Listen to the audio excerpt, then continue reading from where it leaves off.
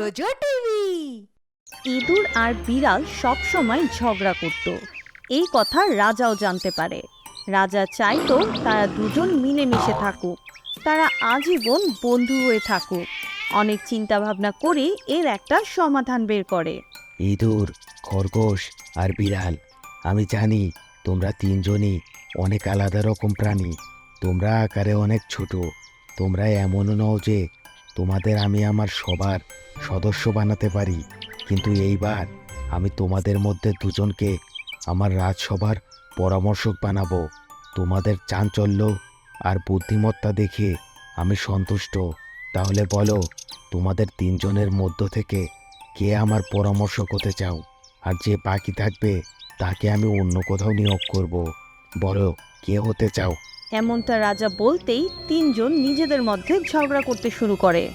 অনেক হয়েছে, এবার তোমরা তিনজন যেতে পারো। বিকালের মধ্যে ঠিক করে আমার কাছে এসে জানাবে যে কাদের দুইজনের মধ্যে বন্ধুত্ব সবচেয়ে বেশি। তাদের দুইজনকেই আমি আমার পরামর্শক বানাবো, কারণ তোমাদের এই ঝগড়া আমি রোজ রোজ দেখতে পারবো না। এমনটা বলে রাজা তাদের বিদায় দেয়। ইঁদুর প্রথমে খরগোশের কাছে যায় আর তাকে বলে, আমি বলি কি খরগোশ, আমরা তো বন্ধুই, আর এখন আমাদের বন্ধুত্বকে মজবুত করে ফেলি আর রাজার পরামর্শক হয়ে যাই। তাহলে কি বলো তুমি? খরগোশ মাথা নাড়ে, কিন্তু সে খুব ধীরে ধীরে মাথা নাড়ে। তখন ইঁদুর মনে মনে বলে, আরে আরে, এ তো এত অসুস্থ যে মাথা নাড়তেই 5 মিনিট লেগে যাচ্ছে। এ আবার কি পরামর্শ দেবে? ওর চক্করে তো আমার চাকরি চলে যাবে। মনে হচ্ছে বিড়ালের সাথেই আমাকে কথা বলতে হবে, কিন্তু কিভাবে বলবো? ইঁদুর এই কথাই ভাবছিলই, এমন সময় বিড়াল সেখানে চলে আসে। ইঁদুর আর বিড়াল নিজেদের মধ্যে কথা বলতে শুরু করে। দেখো বিড়াল, আমাদের জনম জনমের যে শত্রুতা আছে সেটা দূর করার সময় এসে গেছে। একটু ভেবে দেখো আর আমার সাথে বন্ধুত্ব করো। রাজসভায় আমাদের চাকরি হয়ে যাবে। শুধু আমরা কেন, আমাদের ছেলেপুলেরা বসে বসে খেতে পারবে। তাহলে তুমি কি বলো? তুমি একদম ঠিক বলেছো ভাই, আজ থেকে আমরা দুজন বন্ধু। ইঁদুর আর বিড়াল তাদের সকল ঝগড়া বিবাদ ভুলে গিয়ে রাজা সিংহের কাছে যায়। তাদের দেখে রাজা সিংহ অনেক খুশি হয় আর তাদের দুজনকে তার পরামর্শক নিয়োগ করে।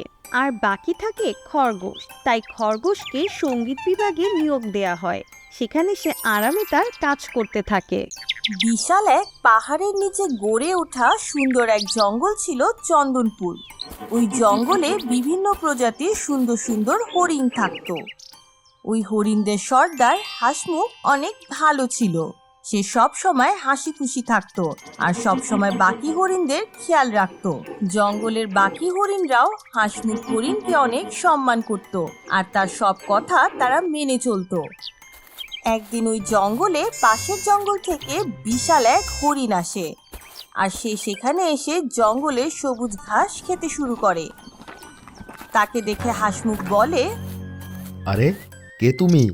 আর এখানে কি করছো? আমার নাম চঞ্চল সিং, আমি পাশের জঙ্গল থেকে এসেছি। আমি কি আপনাদের জঙ্গলে থাকতে পারি? হাসমুখ তাকে ভালো মনে করে তাকে সেখানে থাকতে অনুমতি দেয়, কিন্তু সে এটা জানতো না যে চঞ্চল সিংকে জঙ্গলের হরিণেরা মেরে তাড়িয়ে দিয়েছিল, কারণ সে অনেক চালাক আর দুষ্ট প্রকৃতির ছিল। এবার চঞ্চল সিংও সেই জঙ্গলেই থাকতে শুরু করে আর জঙ্গলে থাকার সুযোগ পেয়ে সে মনে মনে অনেক দুষ্ট ফন্দি আঁকতে থাকে। আরে বাহ, এখানকার হরিণেরা তো অনেক ভালো আর অনেক সহজ সরলও দেখছি। এদের কাছে অনেক টাকা পয়সাও আছে। একদিন সবার টাকা চুরি করে এখান থেকেও পালিয়ে যাব। বোকার মতো এখানে থেকে কি লাভ? এখানকার রাজা হাসমুখ সিং ও তো আরো বড় বোকা। আমাকে জিজ্ঞেসও করলো না আমি এখানে কেন থাকতে চাই আর কোথা থেকেই বা এসেছি। হাহ, বোকা কোথাকার। আমি আমার কাজ করি। একদিন রাতে যখন হাসমুখ নদীর পাড়ে হাঁটছিল, তখন সেখানে সে চঞ্চল হরিণকে দেখতে পায়। হাসমুখের তার উপর সন্দেহ হয়, তাই সে তার বন্ধু বাজ পাখিকে তার উপর নজর রাখতে বলে। হাসমুখের বন্ধু বাজ পাখি চঞ্চলের উপর কড়া নজর রাখতে শুরু করে। আর একদিন সুযোগ পেয়ে যখন চঞ্চল সব হরিণদের টাকা চুরি করে পালাতে থাকে, তখন হঠাৎ করে বাজ পাখি তাকে আটকে ফেলে। আর সে চিৎকার করে জঙ্গলের বাকি সবাইকে একত্রিত করে। বাজের ডাকাডাকি শুনে জঙ্গলের সব হরিণ সেখানে ছুটে চলে আসে। আর তখন সে সবাইকে চঞ্চল হরিণের ব্যাপারে সবকিছু খুলে বলে। এসব শুনে সব হরিণ মিলে তাকে ভীষণ মারধর করে। ছেড়ে দাও, আরে আরে অনেক হয়েছে, আর মেরো না, এবার তো ছেড়ে দাও, আমি চলে যাচ্ছি, এই নাও তোমাদের টাকা। তখন সেখানে রাজা হাসমুখ হরিণ চলে আসে আর হরিণকে বলে, চঞ্চল, তুমি ভীষণ অন্যায় করেছো। এখানে সব সময় সুখ শান্তি আর ন্যায়নীতি থাকে। তোমাকে দয়া করে এখানে থাকতে দিয়েছিলাম, কিন্তু তুমি আমাদের দয়ার সুযোগ নিয়েছো। এখন তুমি এখান থেকে চলে যেতে পারো, আর মনের ভুলেও আর কোনোদিন এই জঙ্গলে আসবে না। চঞ্চল তার মুখ ভার করে আর শরীরের আঘাত নিয়ে জঙ্গল থেকে চলে যায়। আমি অনেক বড় ভুল করে ফেলেছি।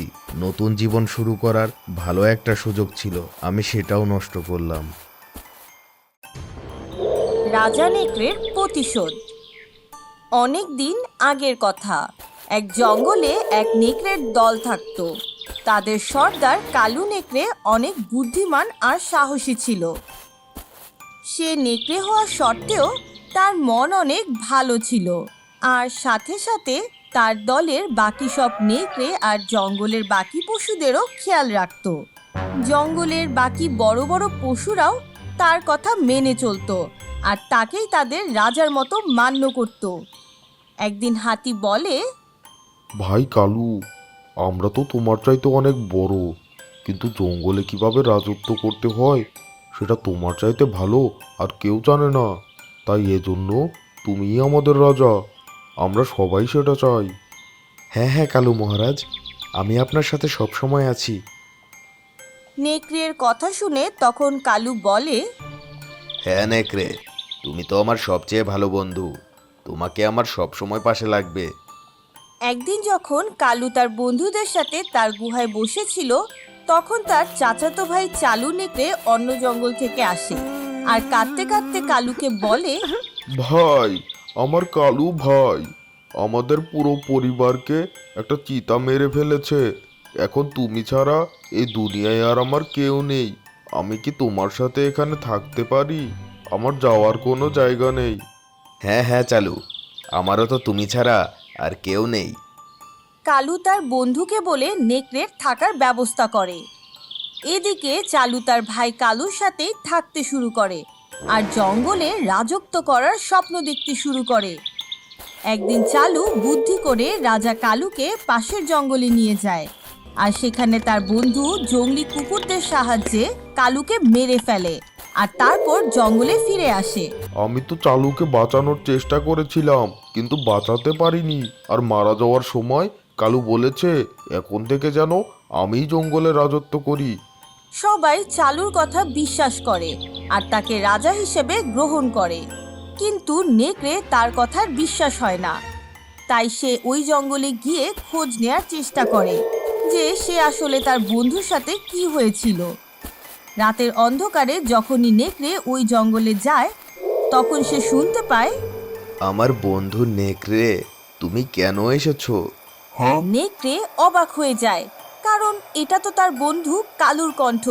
তখন সে কালুর আত্মাকে দেখতে পায় আর সে নেকড়েকে পুরো ঘটনা খুলে বলে। তোমাকে আমার মৃত্যুর প্রতিশোধ নিতে হবে, আর চালুর হাত থেকে আমাদের জঙ্গলের সবাইকে বাঁচাতে হবে। এমনটা বলে কালুর আত্মা নেকড়ের শরীরে প্রবেশ করে। তারপর নেকড়ে গুহায় ফিরে এসে চালুকে বাইরে ডাকে। চালু, বাইরে আয়, আজ তোকে আমি ছাড়বো না, বাইরে আয়। কালুর আওয়াজ শুনে চালু ভয় পেয়ে যায় আর সে বাইরে বেরিয়ে নেকড়েকে বলে, নেকড়ে, এ কেমন বেয়াদবি! আমি তোমাদের রাজা, তুমি আমার সাথে এভাবে কথা বলতে পারো না। তখন সেখানে জঙ্গলের বাকি পশুরাও এসে জড়ো হয়। তখন নেকড়ের ভেতরে কালুর আত্মা থাকায় সে সবার সামনে চালুকে আক্রমণ করে আর তাকে মেরে ফেলে। চালুকে মারার পরই কালুর আত্মা নেকড়ের শরীর থেকে বাইরে বেরিয়ে আসে আর আকাশে চলে যায়। তারপর নেকড়ে জঙ্গলের সবাইকে পুরো ঘটনা খুলে বলে। জঙ্গলের সবাই মিলে তাদের রাজা কালু নেকড়ের সম্মানে তার পাথরের মূর্তি বানায় আর হাতিকে তাদের নতুন রাজা ঘোষণা করে। এক গ্রামে মনিকা আর সোনু নামে দুই ভাই বোন থাকতো। মনিকা আর সোনুর বাবা মা মারা গিয়েছিল, তাই তারা তাদের মামা মামির সাথে থাকতো। তাদের মামার দুই ছেলে ছিল, কিন্তু সে অনেক গরিব ছিল, তাই সব সময় খিটখিটে আর রাগী মেজাজে থাকতো। কখনো সে তার বাচ্চাদের মুরগি বানাতো, তো কখনো মনিকা আর সোনুকে মারতো। একদিন বাড়িতে খাবার ছিল না, আর সোনু আর মনিকার খুব খিদা লেগেছিল। মনিকা সারা বাড়ি খুঁজে এক বাটি ডাল পায়। আহ আহ, অবশ্যই কিছু তো খাবার পেলাম। আমাকে দাও, এই ডাল আমি খাবো, আমার ভীষণ ক্ষুধা পেয়েছে। সোনু, বোঝার চেষ্টা করো, এটা আমাদের দুজনকে মিলে খেতে হবে। না দিদি না, আমার ভীষণ ক্ষুধা লেগেছে, এই পুরো ডাল আমি একাই খাবো। মনিকা আর সোনুর ঝগড়া শুরু হয়ে যায়, আর তারা একে অপরের কাছ থেকে ডাল কেড়ে নেওয়ার চেষ্টা করে। হঠাৎ হাত ফসকে ডালের বাটি নিচে পড়ে যায়, আর তখনই মামা মামি বাড়িতে চলে আসে।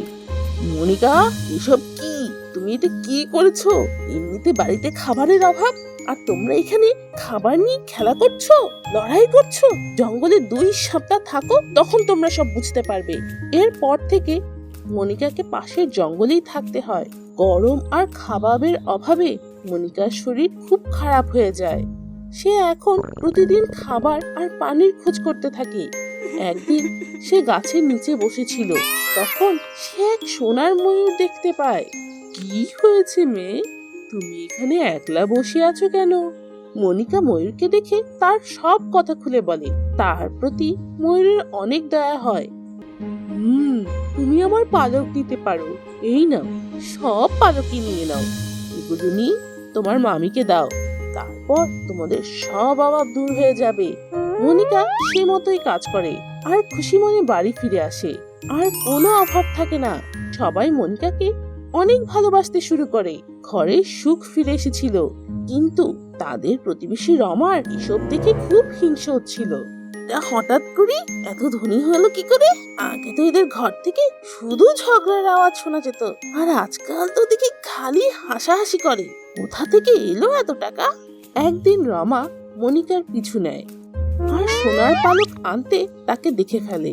আচ্ছা, তাহলে এই কথা, আমিও এটাই করিব। রমা ময়ূরকে ধরার চেষ্টা করে, কিন্তু ময়ূর বুঝতে পারে যে এ হচ্ছে লোভী। ময়ূর দৌড়াতে থাকে আর রমা রাস্তা হারিয়ে ফেলে। তার রাস্তা খুঁজে পেতে অনেক কষ্ট হচ্ছিল। তখন ময়ূর বলে, রাস্তা তো আমি বলে দেব, কিন্তু আর কখনো এই জঙ্গলে আসবে না। রমা তার ভুল বুঝতে পারে। সে বলে, হ্যাঁ হ্যাঁ, লোভের জন্য যদি নিজের বাড়ি ফিরতে না পারি তাহলে লাভ কি? আমি চাই না তোমার সোনা, আমাকে শুধু বাড়ির রাস্তা বলে দাও।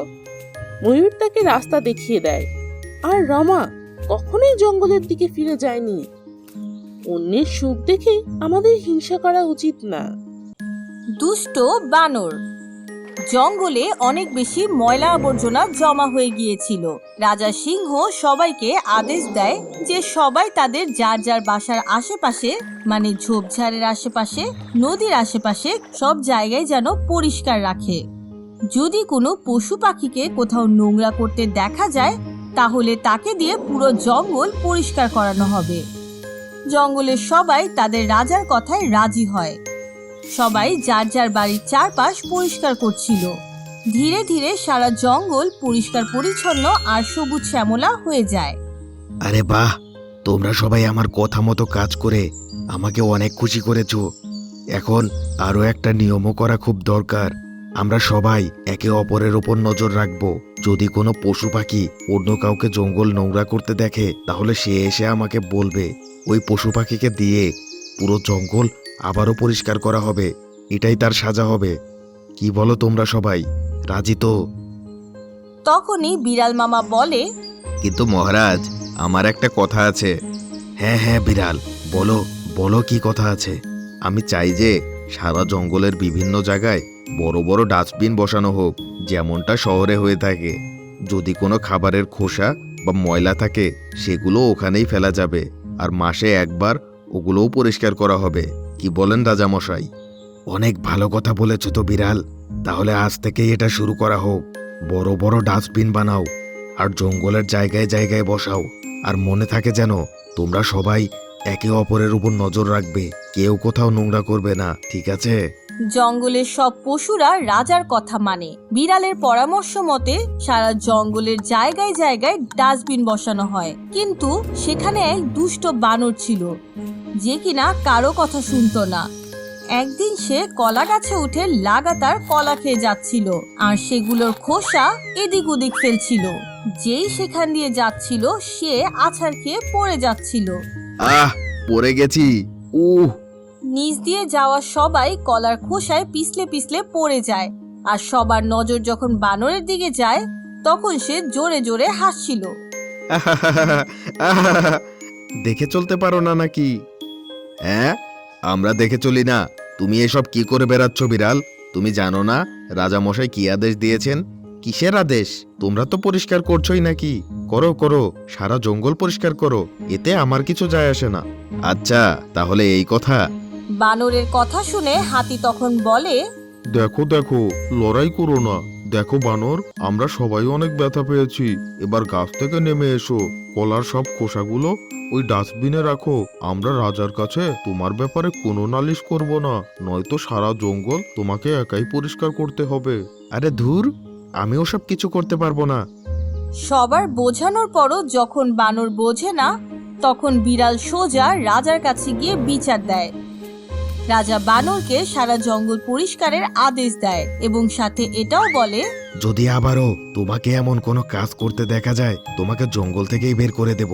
তারপর আর বেচারা চঞ্চল বানর, সে সারা জঙ্গল পরিষ্কার করে আর সবাই তাকে নিয়ে হাসাহাসি করে।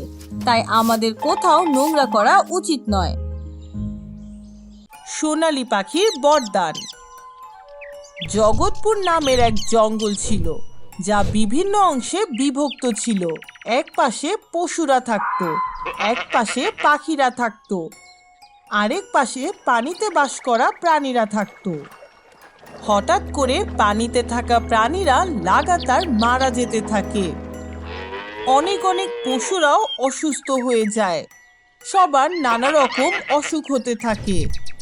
কিন্তু জঙ্গলের একপাশে সবাই অনেক সুখে শান্তিতে ছিল। সেখানে অনেক অনেক পাখিরা বাস করত। সেখানে সোনালী রঙের একটা পাখি থাকতো। সে দেখতে সত্যি অনেক সুন্দর ছিল। দূর দূরান্ত থেকে সব পাখিরা তার সাথে দেখা করতে আসতো। সবাই অনেক সুখে শান্তিতে ছিল। সে কোনো সাধারণ পাখি ছিল না। সে অনেক পাহাড়ে গিয়ে তপস্যা করেছিল, আর সে অনেক বরদান পেয়েছিল। সে এমন বড় পেয়েছিল যে সে যেখানে থাকবে সেখানে অনেক সুখ শান্তি থাকবে। একদিন পাখি তার এলাকা ছেড়ে অন্য এলাকায় ঘুরতে যায়। যখন সে পশুদের জঙ্গলে যায় তখন সে সবাইকে অসুস্থ দেখে অবাক হয়ে যায়।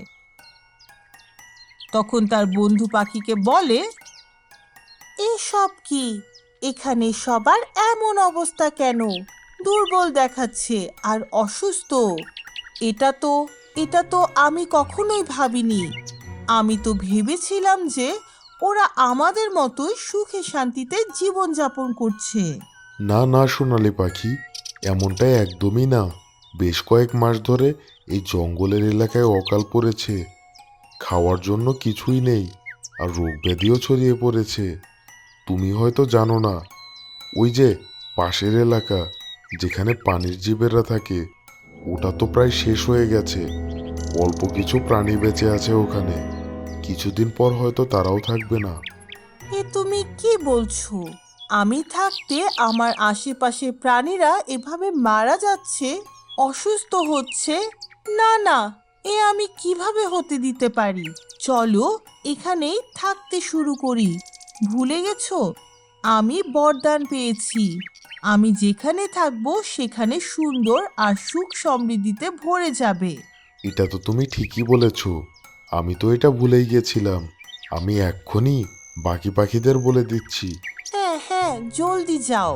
সোনালি পাখি তার এলাকার সব পাখিদের ডেকে আনে আর জঙ্গলের ওই দুই এলাকাতেই মিলেমিশে থাকতে শুরু করে, কখনো পানির প্রাণীদের ওখানে, কখনো পশুদের এলাকায়। ধীরে ধীরে সবকিছু একদম স্বাভাবিক হয়ে যায়। পাখি, তোমাকেও অনেক অনেক ধন্যবাদ। আমি বানর, এই এলাকাতেই থাকি।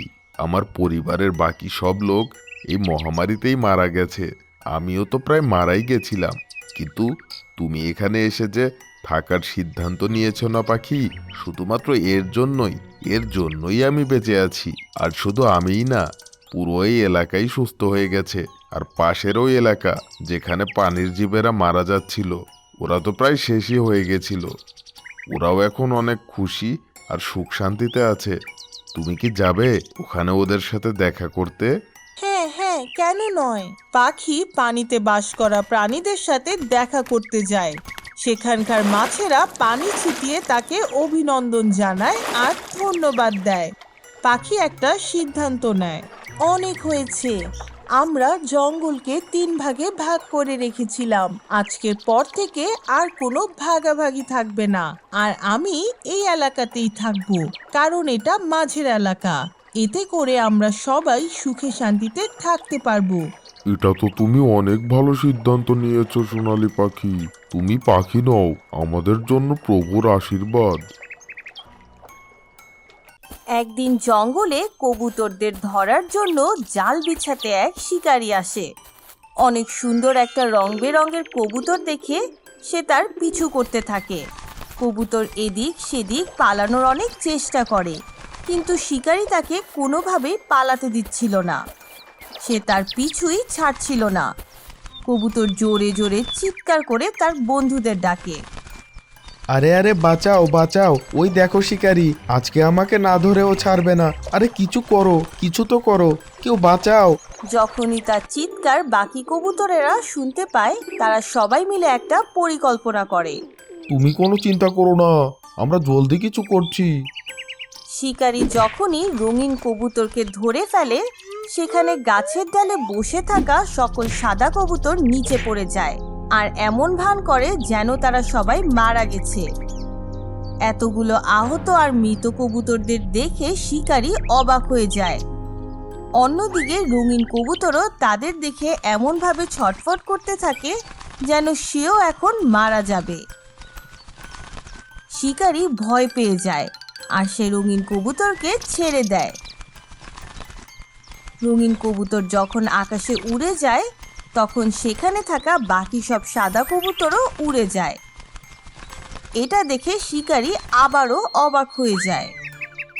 আরে আরে আরে, মনে হচ্ছে ওরা সবাই মিলে আমার সাথে চালাকি করেছে। সবাইকে অনেক চালাক মনে হচ্ছে। ওরা প্রথমে আমার সামনে সবাই মরার নাটক করেছে, যাতে আমার মনে হয় কোনো কারণে সবাই একসাথে মারা গেছে। এখন আবার উড়ে গেল। ওদের তো অনেক একতা আছে দেখছি, কিছু একটা তো করতেই হবে। শিকারী পরদিন একটা সোনার খাঁচা নিয়ে আসে আর রঙিন কবুতরকে দেখে বলে, দেখ, তোর জন্য সোনার খাঁচা নিয়ে এসেছি। চল আমার সাথে। শহরে থাকলেও অনেক মজা করতে পারবি। ওখানে এসি, কুলার, টিভি, গাড়ি সব কিছু পাওয়া যাবে। এখানে কি আছে? চল আমার সাথে চল। কবুতর শিকারীকে বলে, এখানে আমার সব বন্ধুরা আছে, আমরা সবাই মিলেমিশে অনেক হাসি খুশি থাকি। আমার তোমার ওই এসি টিভি চাই না। চলে যাও এখান থেকে, নয়তো আমরা সবাই মিলে আরো অনেক কিছু করতে পারি। চলে যাও, ভালোই ভালোই চলে যাও। শিকারী শান্ত হয় না আর সে একটা জাল ফেলার চেষ্টা করে। তখন হঠাৎ সব কবুতরেরা মিলে তার মুখে আক্রমণ করে বসে। এতে সে আহত হয়ে যায়। হায় রে হায়, বাঁচাও বাঁচাও, আমাকে বাঁচাও, ওরে বাপরে। শিকারীর মুখ রক্তাক্ত হয়ে যায় আর সে তার জাল ফেলে শহরের দিকে পালিয়ে যায়। আর সব কবুতরেরা একে অপরকে ধন্যবাদ জানায়। তোমরা সবাই মিলে আমাকে আরো একবার বাঁচিয়েছো। এই যে আমাদের এই একতা আছে না বন্ধুরা, এটাই আমাদের শক্তি। এটা তো তুমি একদম ঠিক বলেছো কবুতর। চলো আমরা উড়ে যাই আর দেখি শিকারি কত দূর গেল। আমরা এবার আনন্দ করি। গাধা আর মূর্তি। গাঙ্গুর ছোট একটি গাধা ছিল। সেই গাধা দিয়ে সে অনেক কাজ করাতো। সে যেমন অনেক কাজ করাতো, তেমনি ভরপেট খাবারও দিত। গাধা সব সময় প্রশংসা শুনতে অনেক পছন্দ করত। সে সব সময় ভাবতো কেউ তার প্রশংসা কেন করে না। সে এত কাজ করে, এ নিয়ে তার অনেক অহংকার হতো। একদিন গাঙ্গু প্রভুর একটি বড় মূর্তি নিয়ে আসে। সেটিকে গাধার পিঠে বসিয়ে তাকে গ্রামে নিয়ে যাচ্ছিল, যাতে করে ভক্তরা তার দর্শন করতে পারে। যখন সে গ্রামে গ্রামে যেতে থাকে, লোকজনের ভিড় বাড়তে থাকে। এক এক করে লোকজন আসতো আর প্রার্থনা করত। গাধাও প্রসাদ পেত। সে অনেক ভালো খাবারের পাশাপাশি অনেক মজাও করত। এবার তার মনে হচ্ছিল সে অনেক ভালো কাজ করছে। তার শক্তি আর সাহসের জন্য লোকজন তার পুজো করছে আর তাকে প্রসাদ দিচ্ছে। কিন্তু সে এটা জানতো না যে এ সব তো মূর্তির জন্য হচ্ছে। অহংকার নিয়ে গর্বের সাথে গাধা চলতেই থাকে। হ্যাঁ, আমার সম্মান তো আকাশ ছুঁয়ে গেছে। যে গ্রামেই যাচ্ছি সবাই তো আমাকে কিছু না কিছু ভালো ভালো খাবার খাওয়াচ্ছে। আর আমার এই মালিক আজ তো আমার কদর ঠিকই বুঝবে। আমি তো অনেক শক্তিশালী, আর আমি যেমন তেমন গাধা মোটেই নই যে শুধু মাল টানবো। দিন রাত এত কাজ করি, আর আমি তো এমনিতেই সুন্দর, এতই সুন্দর যে সবাই তাকিয়েই থাকে। লোকজনের ভিড় তো দেখো। আজ এটা দেখে আমার মালিক তো মনে হয় অবাক হয়ে গেছে। এত গ্রাম পাড়ি দিলাম, এখন পর্যন্ত তো কাউকেই দেখিনি যে কিনা আমাকে মাথা নিচু করে সম্মান জানায়নি, আমার প্রশংসা করেনি। প্রভু, তোমার অনেক দয়া, তুমি নির্দয় নও। আজ আমি অনেক খুশি। আজকের দিন আমার জীবনের সবচেয়ে ভালো আর সুন্দর দিন। গাধাকে এইভাবে অহংকারের সাথে হাঁটতে দেখে তার উপর গাঙ্গুর সন্দেহ হয়। সে তার দিকে মনোযোগ দিয়ে দেখে। গাধা চোখ রাঙিয়ে তার দিকে তাকায়। কি দেখছো? আমার মূল্য এতদিনে বুঝতে পেরেছো? আমার কত মান, আমি কত মহান। যেমন তেমন সাধারণ গাধা আমি নই। এসব দেখে আর গাধার কথা শুনে গাঙ্গু জোরে জোরে হাসতে থাকে। আরে বোকা গাধা, আরে মূর্খ গাধা, তুই আজ পর্যন্ত এটা বুঝতে পারলি না যে তোর কাজ হচ্ছে শুধু মাল টানা। আর আজ সবাই তোর প্রশংসা করছে না, আর নাই বা কেউ তোকে পূজা করছে। আরে তোর উপরে যে প্রভুর মূর্তি রাখা আছে, সবাই তারই পূজা করছে, তাকেই সম্মান করছে। তোকে কেউ কিছুই করছে না। আর তুই কি ভেবেছিস এরা তোকে পূজা করছে? তুই সেই গাধার গাধাই রয়ে গেলি। গাধা তার ভুল বুঝতে পারে। তাহলে এই কথা? আমি গাধার গাধাই রয়ে গেলাম। আপনি ঠিকই বলছেন মালিক। কুমিরের ডিম। জঙ্গলের পাশে বড় নদীতে অনেকগুলো কুমির থাকতো। তাদের মধ্যে একটি মহিলা কুমিরও ছিল। সে তার ডিম পাশেই গাছের নিচে লুকিয়ে রেখেছিল। একদিন এক শিকারীর নজর পড়ে সেই ডিমগুলোর ওপর। আরে এ তো দেখছি কুমিরের ডিম। যদি আমি এদের বিক্রির জন্য শহরে নিয়ে যাই, তাহলে তো অনেক টাকা পাওয়া যাবে। অনেকেই কুমিরের ডিম অনেক পছন্দ করে। হ্যাঁ, এদের এমন কোথাও নিয়ে যেতে হবে যেখানে এদের ভালো দাম পাওয়া যাবে। এদের মা আসার আগেই জলদি এদের নিয়ে যাই। শিকারী জোরে জোরেই নিজের সাথে কথা বলছিল, আর তার এই কথা কুমির শুনে ফেলে। আরে, এ তো আমার ডিমগুলো নিয়ে যাচ্ছে। আমি কার কাছে সাহায্য চাইবো? কুমির তার ডিমগুলো বাঁচানোর জন্য অস্থির হয়ে পড়ে। আস্তে আস্তে সে ডিমগুলো বাঁচানোর জন্য পানি থেকে বাইরে চলে আসে। কিন্তু সে আসার আগেই শিকারী খুব তাড়াতাড়ি ডিমগুলো নিয়ে পালিয়ে যায়। তখন এক গাছের ওপর বসে থাকা বানর কুমিরকে বলে, আরে তুমি ডাঙ্গায় কেন চলে আসলে? তোমাকে তো খুব চিন্তিতও মনে হচ্ছে। কি হয়েছে তোমার? আমাকে বলো তো। ও আমার ডিম নিয়ে গেছে। আমি এত জোরে ছুটতে পারি না বানর ভাই, আমার ডিমগুলো বাঁচাও। আর দেরি করো না, তাড়াতাড়ি যাও। কি বললে? আমি থাকতে অন্য কেউ তোমার ডিম নিয়ে গেছে? আরে আমি তো সব সময় ওদের দেখাশোনা করি। ব্যাস, একটু ঘুমিয়ে গিয়েছিলাম। তুমি কোনো চিন্তা করো না, তুমি পানিতে চলে যাও। তোমার এভাবে বাইরে থাকা ঠিক না, আর চিন্তারও কোনো কারণ নেই। আমি এক্ষুনি যাচ্ছি আর নিয়ে আসছি তোমার ডিম। যাও, আর দেরি করো না, তাড়াতাড়ি যাও। হ্যাঁ হ্যাঁ, যাচ্ছি যাচ্ছি। বানর সাথে সাথেই লাফিয়ে এক গাছ থেকে অন্য গাছে যায় আর সোজা শিকারির গাড়ির উপর বসে পড়ে। যখনই শিকারি গাড়িতে ডিমগুলো রাখে, বানর চালাকি করে সব ডিম সেখান থেকে সরিয়ে ফেলে। শিকারি শহরের দিকে চলে যায় আর বানর ডিমগুলো নিয়ে কুমিরের কাছে আসে। এই নাও বন্ধু, আমি বলেছিলাম না তোমার ডিমগুলো নিরাপদে ফিরিয়ে আনবো। এখন আর চিন্তার কিছু নেই। এই তো আর কিছুদিনের ব্যাপার, ডিমগুলো একদম নিরাপদে আছে। ওদের আমি দেখব, আর তুমি নিজের খেয়াল রেখো। ডিমের চিন্তা একদমই ছেড়ে দাও। তারা যখন কথা বলছিল, হঠাৎ ডিম ভাঙার শব্দ হয়। আমার বাচ্চা, আমার বাচ্চারা হয়েছে। বানর, জলদি ডিমগুলো মাটিতে রাখো। বানর মাটিতে ডিমগুলো রাখতেই দুটো ডিম থেকে কুমিরের বাচ্চা বের হয়ে আসে। সবাই এবার অনেক খুশি হয়। বানর ভাই, তুমি আমার অনেক উপকার করেছো, তোমাকে অনেক অনেক ধন্যবাদ। আরে ধন্যবাদের কি আছে, দেখো আমি মামা হয়ে গেছি, বানর মামা।